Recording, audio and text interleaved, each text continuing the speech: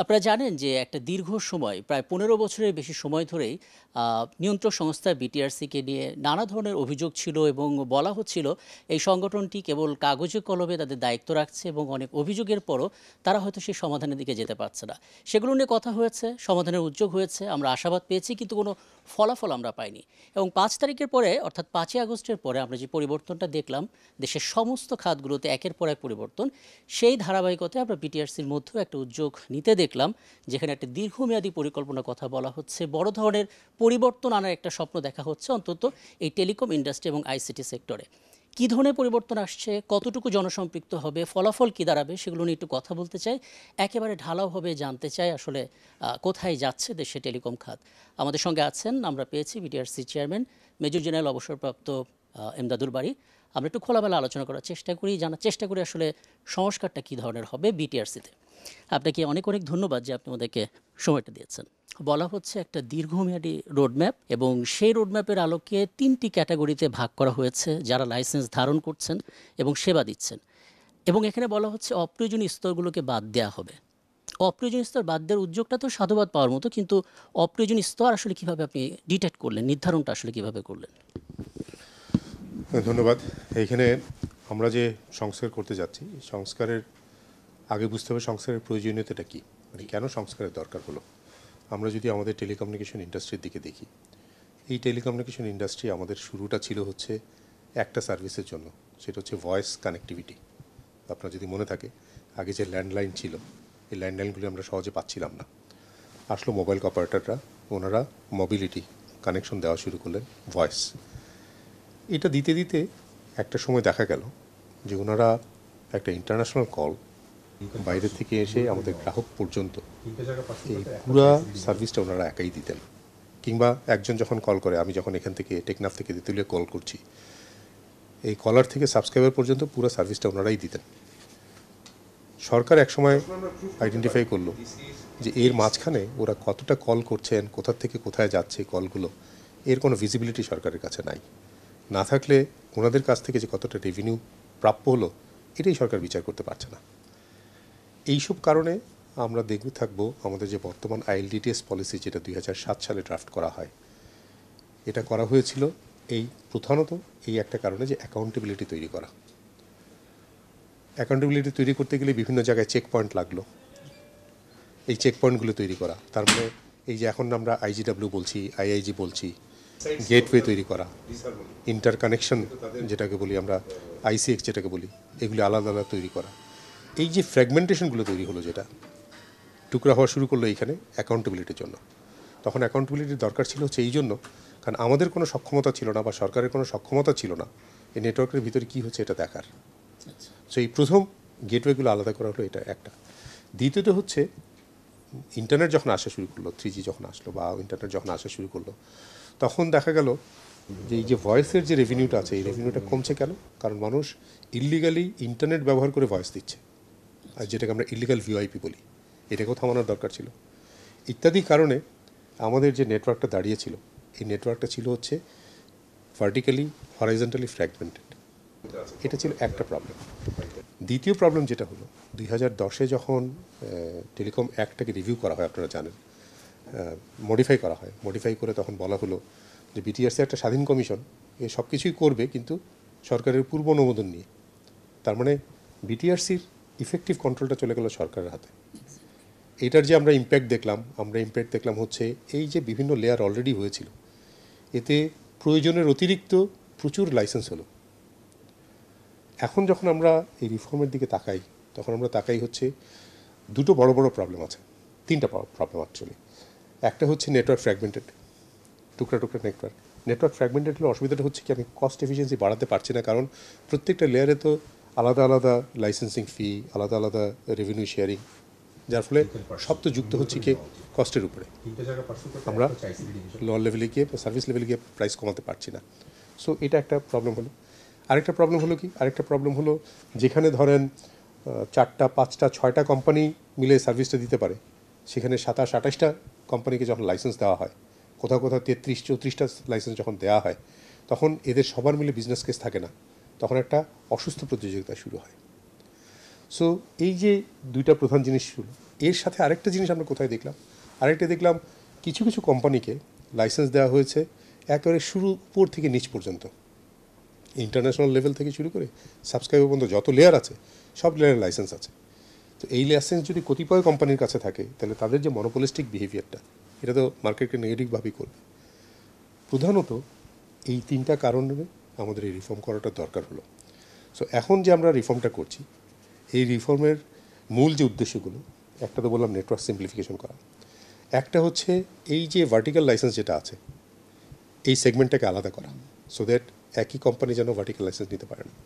আর 3 নম্বর যে আমাদের প্রধান উদ্দেশ্যটা আছে সেটা হচ্ছে আমরা সবসময় চাই ফরেন ইনভেস্টমেন্ট আসুক, আবার আমরা এটাও চাই লোকাল ইনভেস্টমেন্টগুলো প্রোটেক্টেড হোক।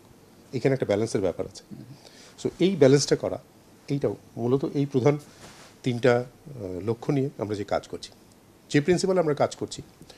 আমরা নেটওয়ার্ক সিম্পলিফাই করার জন্য আগের যে সার্ভিসগুলো ছিল সেই সার্ভিসের লাইসেন্সগুলোকে রিগ্রুপ করছি ইনটু ভেরিয়াস ক্যাটাগরিজ। ক্যাটাগরিগুলোকে একটা ক্যাটাগরি যেন আরেকটা ক্যাটাগরিকে সম্পূরকতা দেয়, কমপ্লিমেন্টারি হয়, যেন কম্পিটিটিভ না হয়, সেইভাবে করে করছি। এটা উদাহরণ আমি সবসময় দেই হচ্ছে আমাদের ট্রান্সমিশন নেটওয়ার্ক, যেটা এনটিটিএন সার্ভিসটা দেন, সামিট, ফাইবার এট হোম, বাহন, এরকম যারা আছেন ওনারা দেন হচ্ছে ট্রান্সমিশন নেটওয়ার্ক। মোবাইল অপারেটরদেরও আবার অ্যালাউ করা আছে ট্রান্সমিশন নেটওয়ার্ক।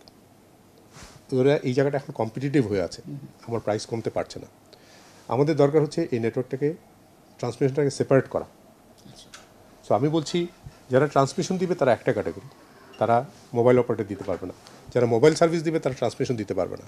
সো এই যে ক্যাটাগরিটাকে আলাদা করব, আমরা নিতে চাই হচ্ছে এমন একটা জায়গায় যেখানে ক্যাটাগরি দুটো একটার সাথে কম্পিট না করে কমপ্লিমেন্ট করে।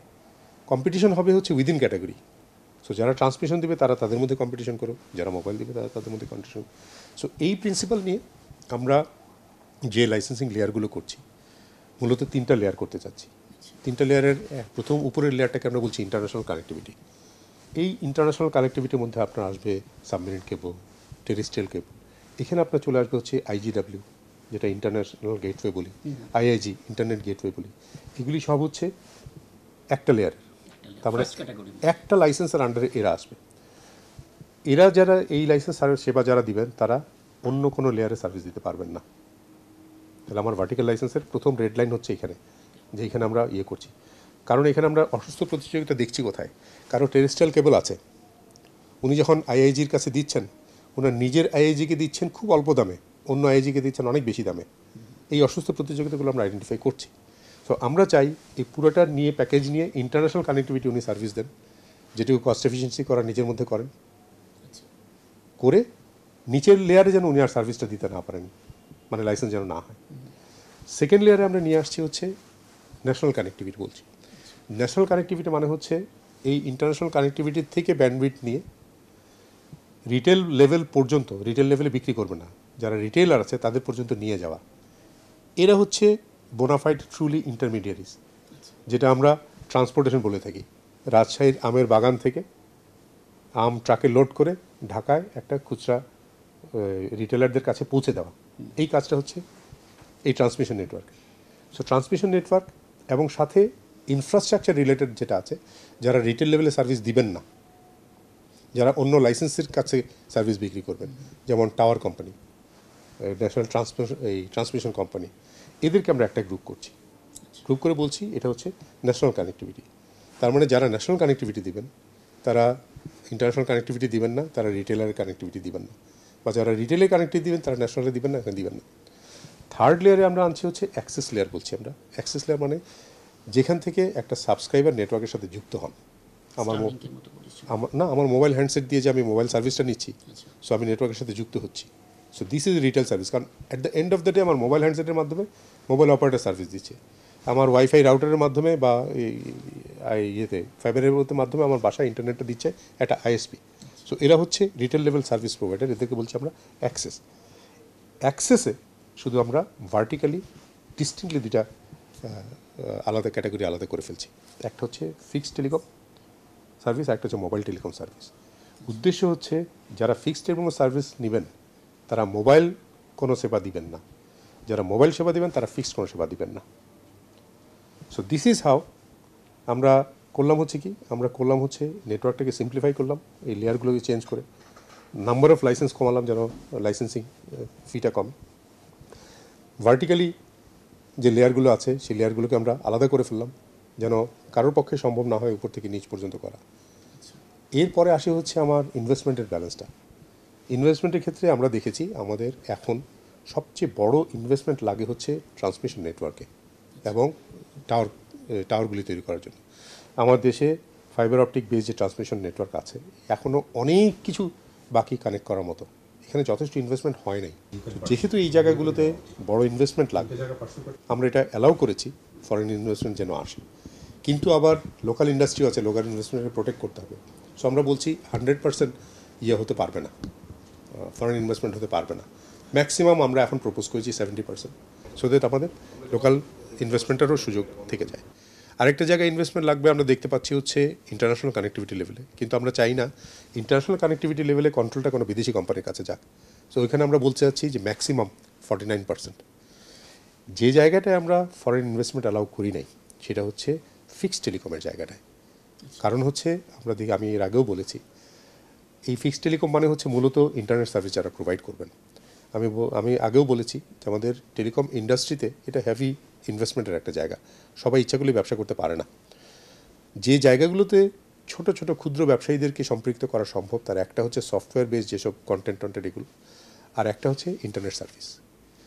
সো এদেরকে যেন প্রোটেক্টেড থাকে এই জন্য আমরা কোনো ফরেন ইনভেস্টমেন্ট এখানে অ্যালাউ করি নাই, so that it is absolutely protected. So this is how আমরা ব্যালেন্স করার চেষ্টা করছি। আরেকটা কোশ্চেন ছিল হচ্ছে আমরা যে এখন এই রিফর্মের ইয়েটা পাবলিক কনসালটেশনের জন্য ওপেন করলাম, এখানে অনেকেই সাধুবাদ জানাচ্ছেন, কেউ কেউ অবজারভেশন দিচ্ছেন। সবচেয়ে বেশি অবজারভেশন আসছে আইসিএক্স নিয়ে, ইন্টারকানেকশন যে এক্সচেঞ্জটা আছে এটা নিয়ে। কারণ ওনারা এই দেখছেন যে ইন্টারকানেকশনের যে লাইসেন্সটা আছে এই লাইসেন্সটা আমরা ডিসকন্টিনিউ করব এবং এটা পার্টিকুলারলি কোনো ক্যাটাগরিতে নেইনি। এটার একটা কারণ হচ্ছে ইন্টারকানেকশন যেটা, আমি একটা মোবাইল অপারেটর, আমার নেটওয়ার্ক আছে, আরেকটা নেটওয়ার্ক আছে, আরেকটা নেটওয়ার্ক আছে। আমি যখন আপনার কাছে কল করব এটা তো একটা ফ্যাসিলিটি, আমি আপনার সাথে যোগাযোগ করে নেব, ও আর সাথে যোগাযোগ করে নেবে। এটা তো আলাদা কোনো অ্যারেঞ্জমেন্টের দরকার নাই। আলাদা অ্যারেঞ্জমেন্ট দরকার ছিল কেন? ছিল হচ্ছে কারণ সরকার তখন দেখতে পেত না যে এদের ভিতর ইন্টারনালি কী কমিউনিকেশন হচ্ছে, কিন্তু এখন আমাদের সেই সক্ষমতা আছে। আমি বিটিআরসিতেই আমার টেকনোলজিক্যাল ক্যাপাবিলিটি আছে। এই যে মোবাইল অপারেটররা কে কার কাছে কোথায় কখন কত কল মিনিট করছেন সব কিছু আমি এখানে বসেই দেখতে পাই। সো এখন যদি আমি এই এক্সট্রা লেয়ারটা রেখে দিই, এই এক্সট্রা লেয়ার হচ্ছে এক্সট্রা কস্ট, তা তোমার সার্ভিসে যাচ্ছে না, তাহলে আমরা অ্যালাউ করছি যে এটা যিনি সার্ভিস প্রোভাইড করার কথা এই ফ্যাসিলিটিও তিনি দেবেন, এটা একটা সুযোগ দিচ্ছি। হাওয়েভার যেহেতু এক্সিস্টিং আইসিএক্সও আছে এবং ওর সাথে ফিক্সড টেলিকমও আছে, আমরা অ্যালাউ করছি এই আইসিএক্সরা থার্ড পার্টি হিসাবে ওনাদেরকে যে অন্য লাইসেন্স হোল্ডার আছেন তাদেরকে দিতে পারেন। সো যে কেউ যদি মনে করে কোনো মোবাইল অপারেটর বা কোনো পিএসটিএন বা অন্য কেউ যদি মনে করে যে না এটা আমার জন্য কস্ট এফিশিয়েন্ট হচ্ছে না, যেহেতু ওর একটা সিস্টেম আছে ওটা কস্ট এফিশিয়েন্ট, তখন স্যার থার্ড পার্টি হিসেবে দিতে পারেন। So this is how.